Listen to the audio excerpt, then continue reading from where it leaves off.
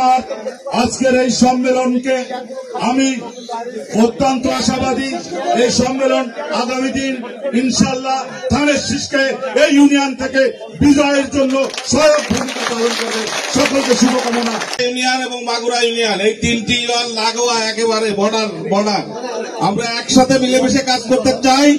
আগামী সংসদ নির্বাচনে জালালপুর ইউনিয়ন, মাগুরা ইউনিয়ন এবং খাসা ইউনিয়ন একযোগে হাবিবুল ইসলাম হাবিবের পক্ষে কাজ করবে এবং তিনটি ইউনিয়নে ব্যাপকভাবে ধানের শীষে ভোট দিয়ে জয়যুক্ত করবে।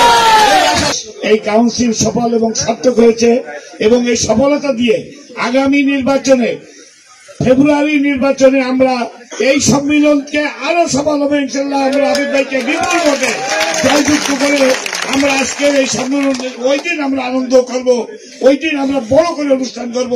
এই আহ্বানদেরকে আমি এই আশাবাদ ব্যক্ত করে আমি আমার কথা শেষ করছি।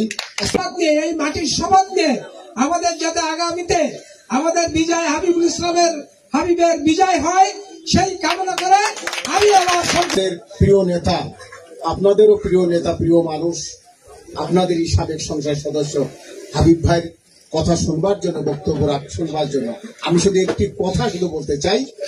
সেটি হচ্ছে আজকে যারা নেতৃত্বে আসবেন, যাদেরকে এই ওয়ার্ড কাউন্সিলররা নেতৃত্ব আনার জন্য নির্বাচিত করেছেন, তাদের উদ্দেশ্যে শুধু একটি কথা, সেটি হচ্ছে আপনারা এখানে উপস্থিত যারা হয়েছেন সকলেই একত্রিতভাবে সুসংগঠিতভাবে পূর্বে সবকিছু ভুলে গিয়ে দলটাকে সুন্দর করে সাজাতে হবে।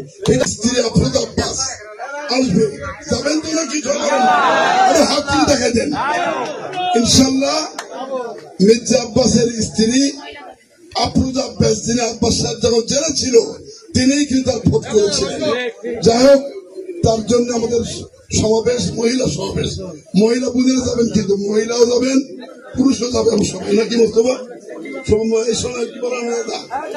যাই হোক, বক্তৃতা আমি দীর্ঘায়িত করবো না। আপনাদের এই মাজারে, সেই মাজার জয়নুদ্দিন সাহেবের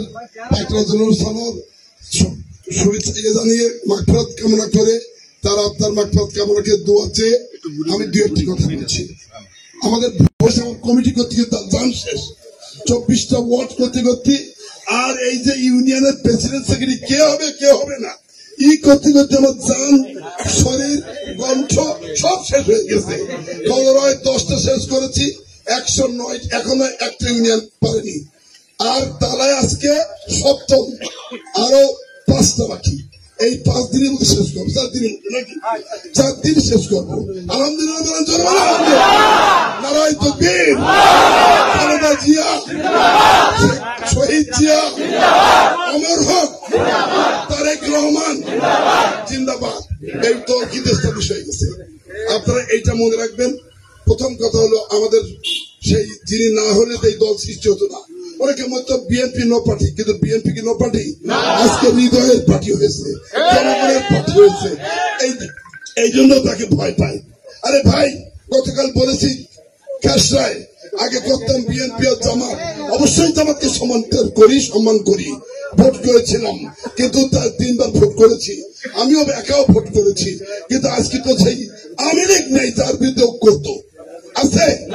আজ ঐক্য না গেলে আমরা কি দুর্বল না শক্ত? তাহলে বিএনপি ছাড়া কোন দল আছে?